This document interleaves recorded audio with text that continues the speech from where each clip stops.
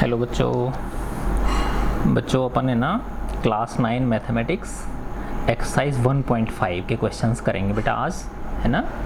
क्या कह रहा है देखो, इसमें फर्स्ट क्वेश्चन है, बताइए नीचे दी गई संख्याओं में कौन कौन परिमेय हैं और कौन कौन अपरिमेय हैं, है ना। नीचे दी गई संख्याओं में कौन कौन तो परिमेय हैं और कौन कौन अपरिमेय हैं, ठीक है ना। तो ये जो फर्स्ट क्वेश्चन है बेटा, इसमें 5 पार्ट है ना।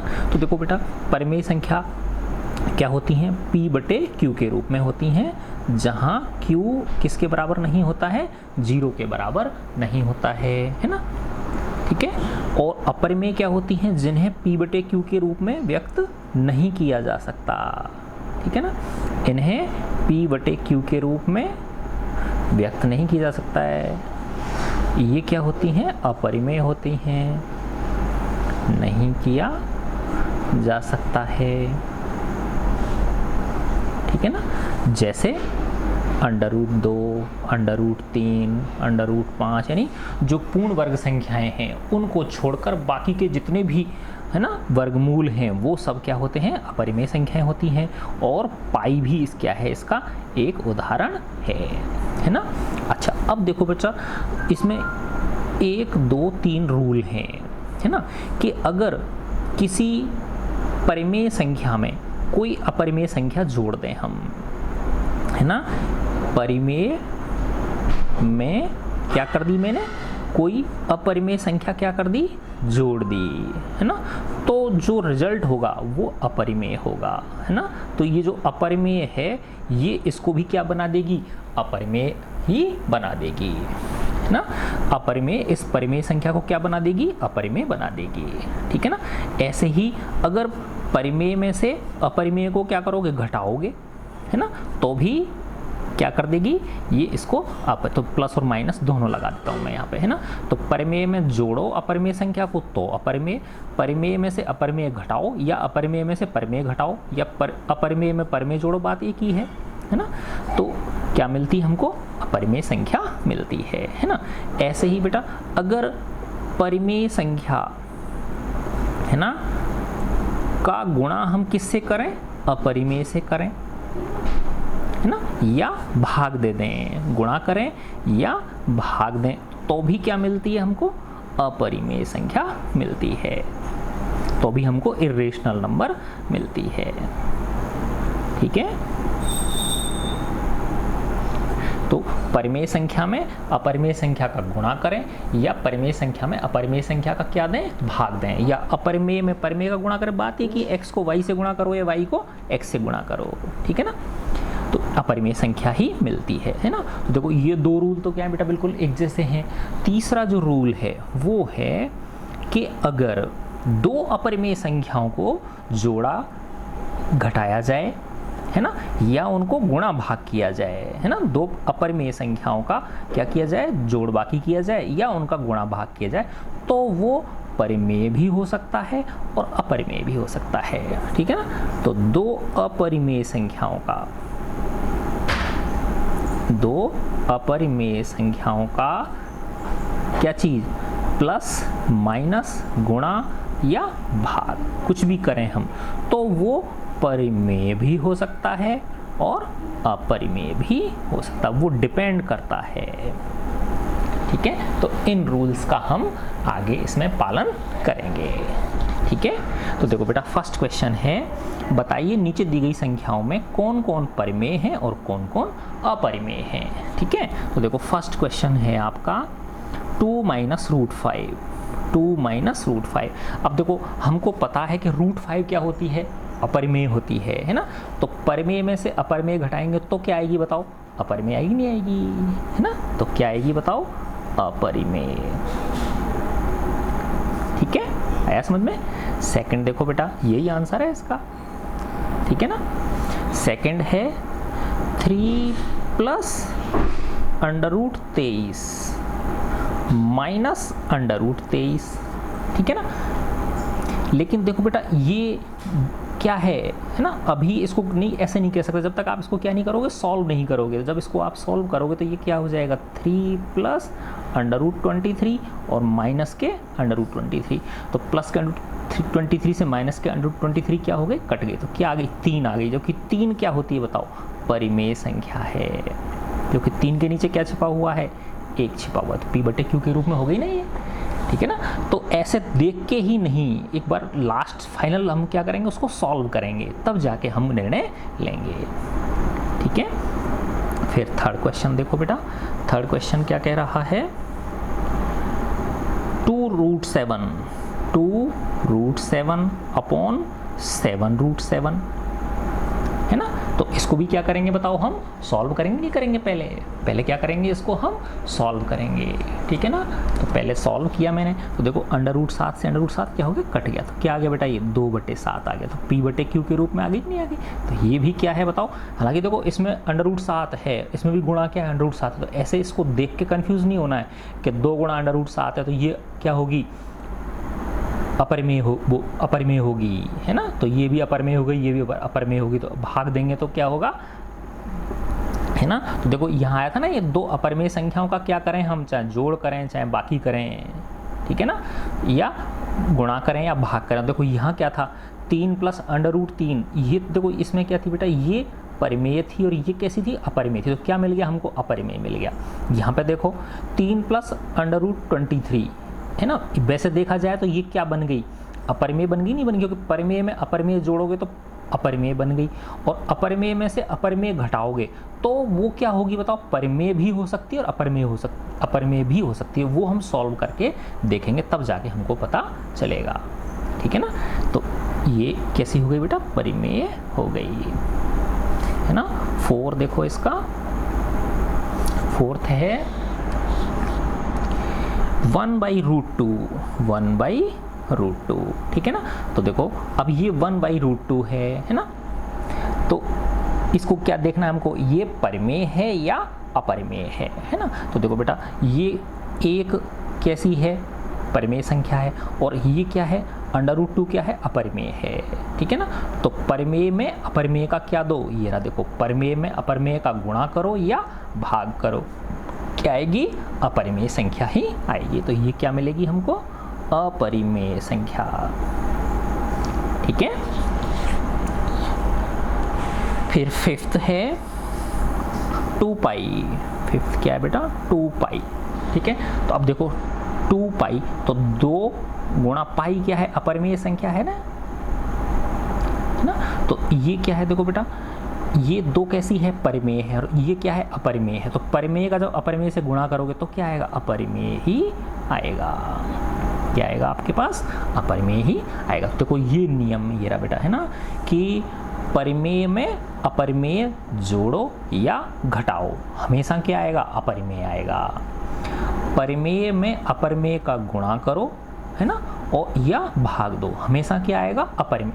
कि कहने का मतलब ये कि अगर 2 में से एक संख्या क्या है, अपरिमेय है, तो वो प्लस या माइनस को और गुणा या भाग को दोनों को क्या बना देगी, वो अपरिमेय बना देगी, ठीक है ना। इसी प्रकार लेकिन अगर दोनों संख्याएं अपरिमेय हैं, है ना, देखो बिल्कुल सिंपल सा रूल है कि अगर एक परिमेय है और एक अपरिमेय है ना, अपरिमेय अगर आ गई तो वो उस परिमेय को भी ले बैठेगी, उसको भी क्या बना देगी, अपरिमेय बना देगी, है ना। तो चाहे वो प्लस करो, माइनस करो, गुणा करो, भाग करो, अगर अपरिमेय संख्या है तो दूसरी भी परिमेय को क्या बना देगी, वो अपरिमेय बना देगी। लेकिन अगर दोनों ही अपरिमेय हैं तो वो डिपेंड करता है ना, कि वो परिमेय होगी या अपरिमेय होगा। उसका जो हल होगा वो हमको सॉल्व करके देखना पड़ेगा, जैसा कि हमने इन क्वेश्चंस में सॉल्व किया था, ठीक है ना। आया बात समझ में। तो ये क्वेश्चन आपका फर्स्ट क्वेश्चन हो गया बेटा, है ना। अब सेकंड क्वेश्चन पे आते हैं हम। सेकंड क्वेश्चन है हमारा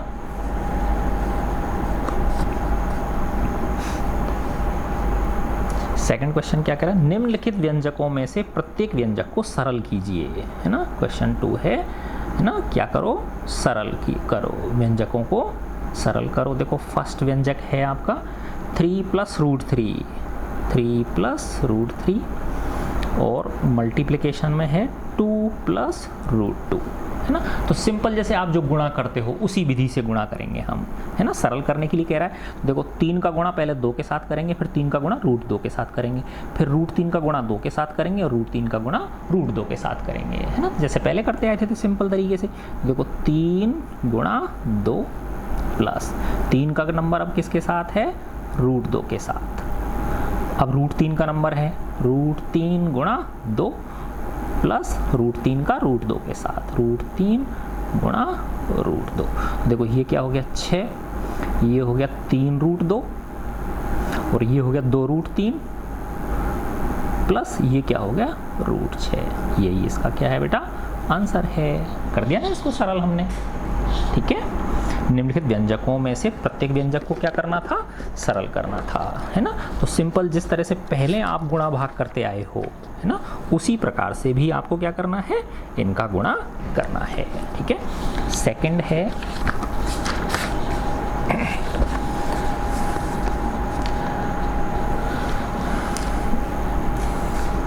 सेकंड पार्ट है बेटा इसका, सेकंड क्वेश्चन का 3 प्लस रूट 3, 3 प्लस रूट 3 और 3 माइनस रूट 3। तो देखो दो तरीके से कर सकते हैं बेटा इसको। एक तो ये है कि 3 का गुणा रूट 3 के साथ करो, 3 का माइनस रूट 3 के साथ करो, रूट 3 का 3 से करो, रूट 3 का माइनस रूट 3 से करो। दूसरा तरीका क्या है बेटा, देखो कि ये a प्लस बी है, ये क्या है a माइनस बी है। तो a प्लस बी और a माइनस बी क्या होता है, a square minus B square. दोनों तरीके से करोगे सेम आएगा। देखो अभी दोनों तरह से करके देख लेते हैं अपन, है ना। 3 को 3 से किया, डायरेक्ट कर दूँ मैं, गुड। 3 को 3 से किया, चलो तुम नाराज हो जाओगे, है ना। 3 प्लस 3, 3 गुणा 3, फिर 3 का किसके साथ, 3 का माइनस रूट 3 के साथ, ठीक है, प्लस रूट 3 का किसके साथ, 3 के साथ, प्लस रूट 3 का किसके साथ, माइनस रूट 3 के साथ, है ना। तो देखो ये हो गया बेटा 9 और ये प्लस ये क्या हो गया माइनस के 3 रूट 3, है ना। देखो एक स्टेप बढ़ जाए भले, गलती नहीं होनी चाहिए। 3 रूट 3 और प्लस के रूट 3 और माइनस के रूट 3 तो गुणा करेंगे तो माइनस आ जाएगा, और रूट 3 को रूट 3 से करोगे तो क्या है बेटा 3। तो देखो ये 9 प्लस माइनस करोगे तो माइनस के 3 रूट 3 और ये प्लस के 3 रूट 3 और प्लस को माइनस से करेंगे तो माइनस के 3। तो देखो माइनस के 3 रूट 3 और प्लस के 3 रूट 3 क्या हो गए, कट गए। तो क्या आ गया 9 माइनस 3 इक्वल टू क्या आ गया 6 इसका आंसर आ गया। अब देखो इसका दूसरे तरीके से करता हूँ मैं, है ना। a प्लस बी और a माइनस बी क्या होता है, a square minus B square होता है ना। a प्लस बी और a माइनस बी क्या होता है, a square minus B square. तो यहाँ पे देखो बेटा 3 प्लस रूट 3 और क्या था 3 माइनस रूट 3। तो देखो a बराबर तो कितना है 3 है ना, और b बराबर क्या है रूट 3। तो a square minus B square, तो ये हो गया 3 का स्क्वायर माइनस b का यानी रूट 3 का स्क्वायर। 3 का वर्ग 9, रूट 3 का वर्ग 3, तो क्या आ गया 6, ठीक है ना। दोनों तरह से क्या है आपका बिल्कुल सेम आंसर आया, ठीक है। अब अपन इसका थर्ड पार्ट करेंगे। थर्ड पार्ट क्या है, देखो बेटा रूट 5 प्लस रूट 2 का whole square, root 5 plus root 2 का होल स्क्वायर, है ना। अब ये देखो a प्लस बी के होल वर्ग से खोल दो इसको, या रूट 5 प्लस रूट 2 के वर्ग को क्या लिख सकते हो, रूट 5 प्लस रूट 2 गुणा रूट 5 प्लस रूट 2, कैसे भी कर लो सेम आएगा आंसर आपका, है ना। रूट 5 प्लस रूट 2 को किससे गुणा किया, रूट 5 प्लस रूट 2 से, या तो इस तरह से कर लो या इसको रूट 5 प्लस रूट 2 के स्क्वायर से, a प्लस बी के होल स्क्वायर से आप इसको खोल लो। दोनों तरह से क्या आएगा बिल्कुल आंसर सेम आएगा, है ना। जैसे ये किया आपने, तो पहली संख्या का वर्ग प्लस दूसरी संख्या का वर्ग प्लस 2 गुणा पहली संख्या गुणा दूसरी संख्या, है ना। तो रूट 5 प्लस रूट 2 का होल स्क्वायर क्या हो बेटा, पहली संख्या का वर्ग यानी रूट 5 का वर्ग प्लस दूसरी संख्या का वर्ग क्या हो गया रूट 2 का वर्ग प्लस 2 गुणा पहली संख्या गुणा दूसरी संख्या, ठीक है। तो रूट 5 का वर्ग तो हो गया 5, है ना, अंडर रूट और वर्ग हट गए दोनों, प्लस पानी पी लेना गिलास में, और रूट 2 का वर्ग क्या हो गया 2 प्लस 2 और ये हो गया रूट 10। रूट 5 और रूट 2 क्या हो गया बेटा रूट 10 हो गए, तो ये हो गया 7 प्लस 2 रूट 10, ये आपका आंसर आ गया 7 प्लस 2 रूट 10, ठीक है। थर्ड क्वेश्चन हो गया बेटा। अब अपन आते हैं फोर्थ पार्ट पे, इसके पे सेकंड के 4 पार्ट हैं। 5 minus root 5 minus root 2, root 5 minus root 2 और रूट 5 प्लस रूट 2, है ना। देखो वही बेटा a माइनस बी और a प्लस बी, है ना। क्या होता है याद करो,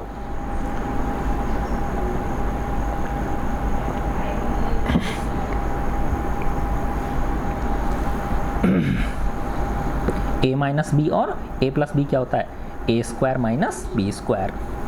तो a क्या है रूट 5, रूट 5 का स्क्वायर माइनस बी स्क्वायर का मतलब क्या हो गया रूट 2 का स्क्वायर। रूट 5 का वर्ग 5 और 2 का वर्ग 2 इक्वल टू क्या आया 3। ठीक है, क्या आ गया बेटा इसका आंसर 3 आ गया। तो ये आपका दूसरा क्वेश्चन हो गया।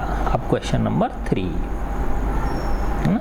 3 देखो बेटा एक थ्योरेटिकल क्वेश्चन है, मैं इसमें यहाँ पढ़ के दिखाता हूँ आपको। ये बुक मैंने कर दी आपकी यहाँ पे, आपके आगे, आपकी आंखों के आगे। क्या कह रहा है देखो, ये आपको याद होगा कि पाई को वृत्त की परिधि मान लीजिए c और उसके व्यास मान लीजिए d। तो परिधि को तो c माना गया और व्यास को क्या माना गया d। परिधि क्या होती है 2 पाई r, है ना, और व्यास क्या होता है 2r, ठीक है, के अनुपात के रूप में परिभाषित किया जाता है ना। तो जो पाई होता है वो क्या होता है बेटा, परिधि और व्यास का अनुपात होता है। पाई की किसका अनुपात होता है, परिधि और व्यास का अनुपात, क्योंकि पाई बराबर हो गया परिधि बटे व्यास। तो परिधि तो क्या होती है 2 पाई आर और व्यास होता है 2r। तो 2r से 2r कटेगा तो क्या हो गया पाई आ गया कि नहीं आ गया, ठीक है ना। अर्थात पाई बराबर क्या हो गया c अपॉन डी। तो c तो है 2 पाई आर और d क्या है 2r, ठीक है। इस तथ्य का अंतर्विरोध करता हुआ प्रतीत होता है कि पाई क्या है अपरिमेय है। पाई क्या है एक अपरिमेय संख्या है। इसको देख के ऐसा लग रहा है कि ये क्या है, ये अंश है और ये क्या है हर है, ठीक है ना। इस अंतर विरोध का निराकरण आप किस प्रकार करोगे, है ना। देखो मैं ये बताता हूँ बेटा आपको, ठीक है। देखो ऐसे समझो अब आप इसको कि पाई जो है ना, ये क्या होता है वृत्त की परिधि, है ना, बटे वृत्त का व्यास, है ना। देन परिधि क्या होती है 2 पाई r और व्यास क्या होता है त्रिज्या का दुगना होता है कि नहीं होता है। तो देखो 2r से 2r कटेगा तो क्या आ गया पाई आ गया कि नहीं आ गया, है ना। तो पाई इसको इसने c नाम दे दिया और इसको नाम क्या दे दिया d। तो वैसे देखने से क्या लग रहा है, देखने से ये लग रहा है कि ये अंश बटे हर है, तो p बटे q हो गया, तो ये तो परिमेय हुई, जबकि पाई क्या होती है अपरिमेय होती है। लेकिन अगर आप यहाँ देखो इसको, है ना, पाई क्या है 2 पाई r बटे 2r, है ना। तो यहाँ देखोगे तो ये कन्फ्यूज़न दूर हो जाएगा आपका। कैसे दूर होगा, देखो कि ये 2r है ना, इसको क्या लिख सकते हो 2r गुणा पाई बटे 2r, है ना। अब देखो ये 2r क्या है एक परिमेय संख्या है ना, और पाई क्या है अपरिमेय है। तो परिमेय को जब अपरिमेय से गुणा करोगे तो क्या बन गई अपरिमेय बन गई कि नहीं बन गई, क्या बन गई अपरिमेय संख्या बन गई। और नीचे क्या है परिमेय है ना। तो देखो परिमेय को गुणा किया अपरिमेय से तो क्या बन गई अपरिमेय बन गई, और फिर अपरिमेय में परिमेय का भाग दोगे तो भी क्या रहेगी वो अपरिमेय ही रहेगी, है ना। तो इसमें क्या है कोई विरोधाभास नहीं है समझ में, कोई विरोधाभास इसमें नहीं है, ठीक है। तो ये क्वेश्चन नंबर 3 हो गया आपका। अच्छा अब आते हैं अपन क्वेश्चन नंबर 4 ना। देखो बहुत छोटी छोटी प्रश्नावली है आपकी, है ना बेटा। एक ये थोड़ा सा अच्छा क्वेश्चन है ना, समझने की कोशिश करो इसको। संख्या रेखा पर रूट 9.3 को निरूपित कीजिए। संख्या रेखा पर, संख्या रेखा को अंग्रेजी में नंबर लाइन, संख्या रेखा पर अंडर रूट 9.3 को निरूपित कीजिए। निरूपित की अंग्रेजी बताओ रिप्रेजेंट, ना, निरूपित कीजिए, ठीक है ना।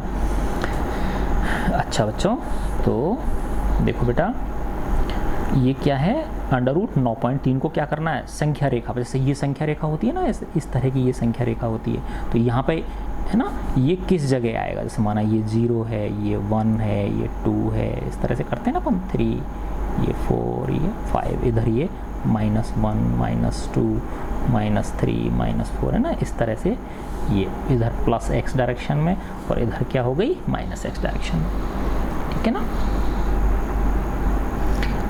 अब देखो बेटा इसको अंडर रूट 9.3 को कैसे करेंगे, क्योंकि ये अपरिमेय संख्या है ना, अंडर रूट 9.3 है ना, क्योंकि 9.3 क्या है, पूर्ण वर्ग नहीं है ना, और पूर्ण वर्ग नहीं है, और इसका जो वर्गमूल होगा वो क्या होगा, एक अपरिमेय संख्या होगी।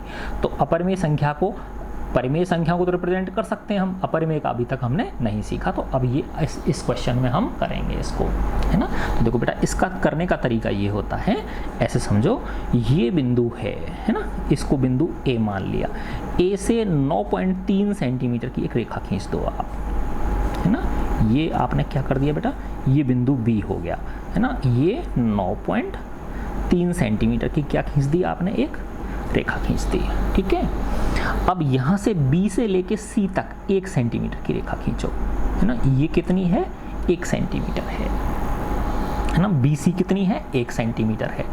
तो देखो फर्स्ट स्टेप क्या हुआ, AB 9.3 सेंटीमीटर खींची, सेकंड स्टेप क्या हुआ, BC 1 सेंटीमीटर बढ़ा दी, इसको B से आगे इसी दिशा में 1 सेंटीमीटर बढ़ा दी, सेकंड स्टेप हो गया। थर्ड स्टेप में क्या करते हैं बेटा कि इस AC का लंबवर्धक करते हैं, इसका मध्य बिंदु निकालते हैं, ऐसे समझो आप, क्या निकालते हैं, इसका मध्य बिंदु। तो तुम मध्य बिंदु निकालने का तरीका तुमने पढ़ा था ना बेटा, कि इसका आधे से ज़्यादा चाप लो, ऐसे काटो, फिर यहाँ से ऐसे काटो यहाँ, और फिर इसको ऐसे मिला देते हैं, किया होगा ना आपने लंबवर्धक, है ना।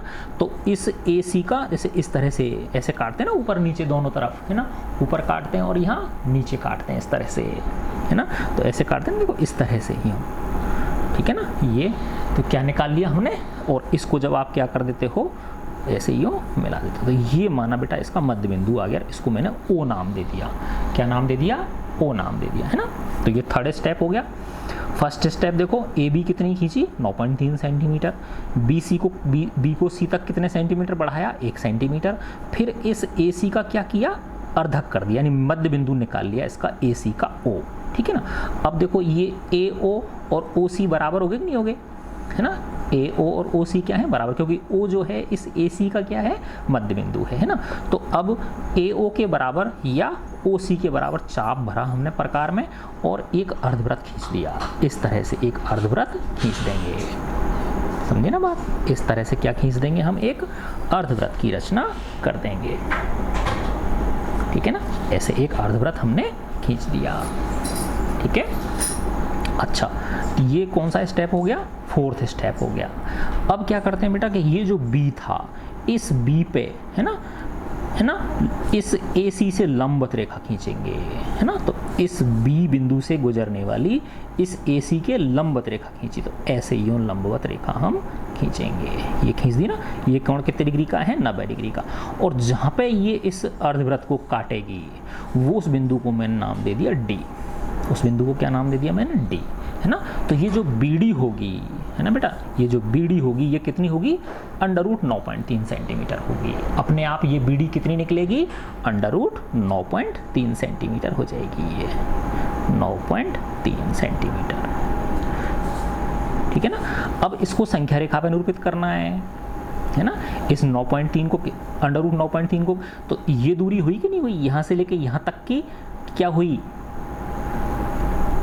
अंडर रूट 9.3 सेंटीमीटर हुई कि नहीं हुई, अंडर रूट 9.3 हुई। अब इसको संख्या रेखा पे निरूपित करना है, तो इसको देखो क्या कर दो, आगे बढ़ा दो, है ना, और यहाँ से लेके यहाँ तक चाप भरो, इस पे प्रकार की नोक टिकाओ, दूसरी पर उसका क्या नाम है, पेंसिल का नोक यहाँ रखो, और इसको इस तरह से जैसे उसमें करते थे ना पहली बार किया था आपने, यूँ ऐसे आप इसको यहाँ ले आओ।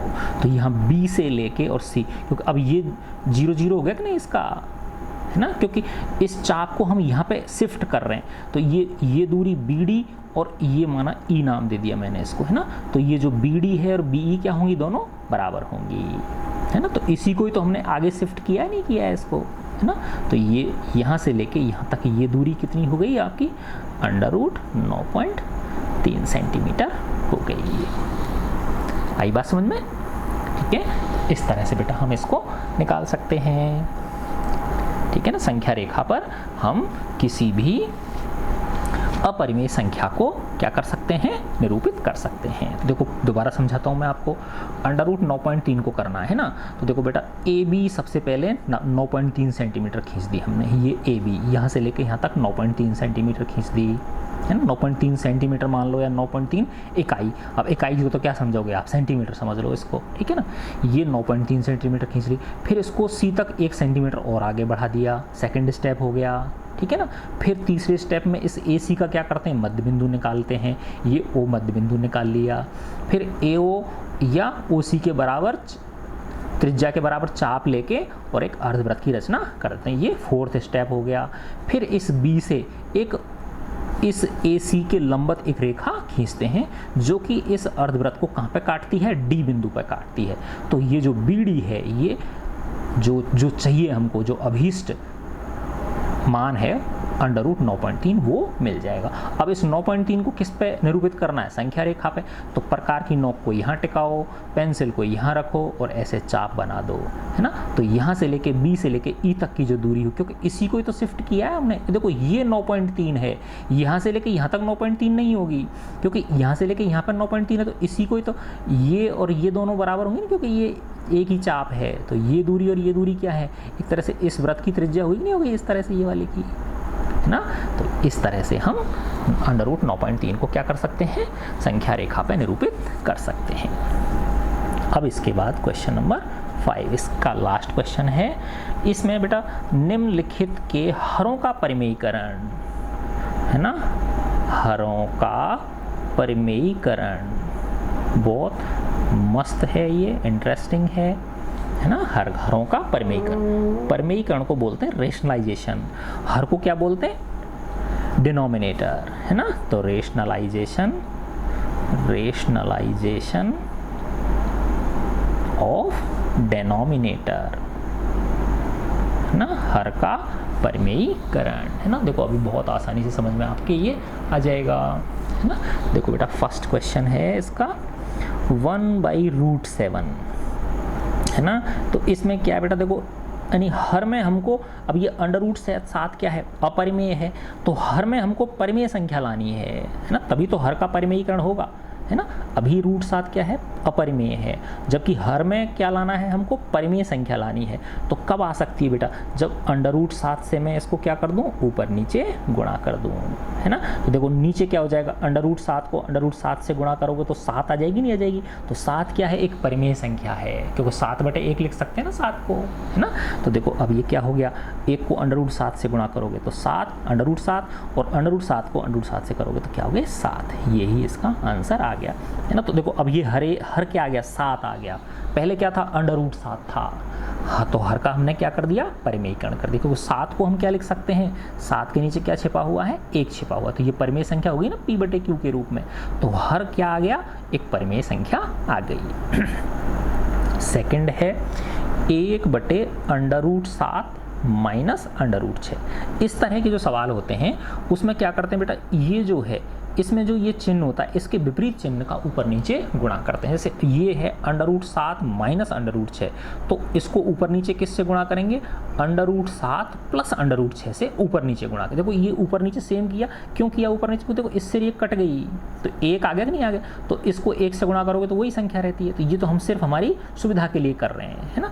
तो ऐसे ही सेम किससे गुणा करेंगे, √7 प्लस √6 और √7 प्लस √6।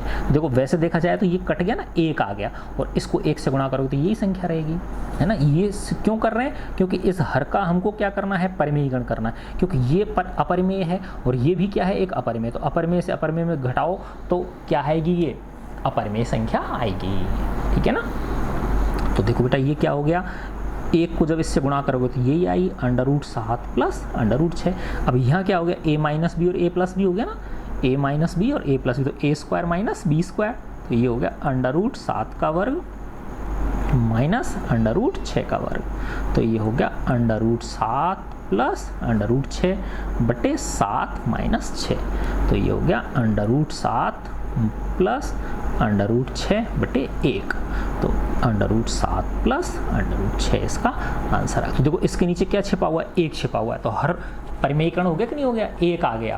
पहले क्या था हर में, √7 माइनस √6 था, अब हर में क्या आ गया, 1 आ गया। तो 1 क्या है, एक परिमेय संख्या, क्योंकि 1 के नीचे क्या छपा हुआ, 1, तो P/Q के रूप में हो गई ये। ठीक है, नेक्स्ट थर्ड क्वेश्चन देखो बेटा। इसका थर्ड क्वेश्चन है 1/√5 प्लस √2, है ना। तो किससे गुणा करेंगे बताओ, इसके विपरीत चिन्ह का करते हैं ना, तो √5 माइनस √2 से ऊपर नीचे गुणा कर देंगे। √5 माइनस √2 और √5 माइनस √2। देखो ऊपर को 1 को जब √5 माइनस √2 से गुणा करेंगे तो यही संख्या आएगी, ऊपर तो क्या जाएगी √5 माइनस √2, नीचे क्या जाएगा देखो बेटा, a प्लस बी और a माइनस बी, है ना। तो a² माइनस b², तो a क्या है √5, तो √5 का whole square minus b², b क्या है √2 का होल स्क्वायर। तो ये हो गया √5 माइनस √2 बटे 5 माइनस 2, है ना। तो ऊपर तो आ गया √5 माइनस √2 और नीचे क्या आ गया 3, है ना। तो देखो नीचे 3 क्या है, एक परिमेय संख्या है। क्या बेटा, ये 3 एक परिमेय संख्या। तो पहले हर में क्या थी, √5 प्लस √2 एक अपरिमेय संख्या थी, अब हर में क्या आ गई, एक परिमेय संख्या आ गई। तो हमने हर का क्या कर दिया, अपरिमेय का परिमेयकरण कर दिया। ठीक है ना, तो ये इसका आंसर हो गया, है ना। देखो कितना इंटरेस्टिंग है। ठीक है, वेरी गुड। अब इसका लास्ट क्वेश्चन, इस प्रश्नावली का लास्ट क्वेश्चन है 1/√7 माइनस 2। इसके ऊपर अंडर रूट नहीं है ना, तो कोई बात नहीं, किससे गुणा करेंगे, √7 प्लस 2 से ऊपर नीचे गुणा करेंगे। करेंगे नहीं करेंगे, किससे गुणा करेंगे बेटा, √7 प्लस 2, यानी ये जो चिन्ह होता है इसके विपरीत चिन्ह का गुणा करते हैं, संख्या यही रहती है। तो ये हो गया √7 प्लस 2 बटे √7 प्लस 2। तो एक को √7 प्लस 2 से गुणा करोगे तो √7 प्लस 2, और अब देखो a माइनस बी और a प्लस बी, वही चीज़ आ गई नहीं, आ गई a माइनस बी और a प्लस बी।